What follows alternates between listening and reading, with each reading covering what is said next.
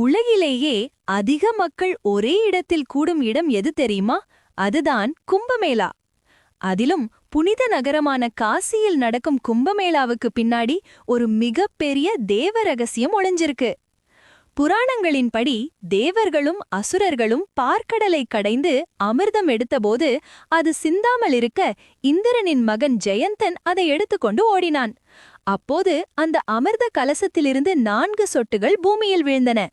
அதில் ஒரு சொட்டு விழுந்த இடம்தான் புனிதமான கங்கை கரை. கும்பமேளா எப்போதுமே நடக்காது.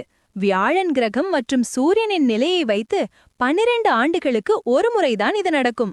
ஏன் தெரியுமா? அந்த குறிப்பிட்ட நேரத்தில் கங்கை நீரில் ஒரு விதமான மின்காந்த ஆற்றல் அதிகமாக இருக்கும்னு சொல்லப்படுது. அந்த நேரத்துல கங்கையில ஒரு முறை மூழ்கி எழுந்தால் நம் உடம்பில் இருக்கிற நோய்கள் தீரும், கர்ம வினைகள் அழியும் என்பது நம்பிக்கை.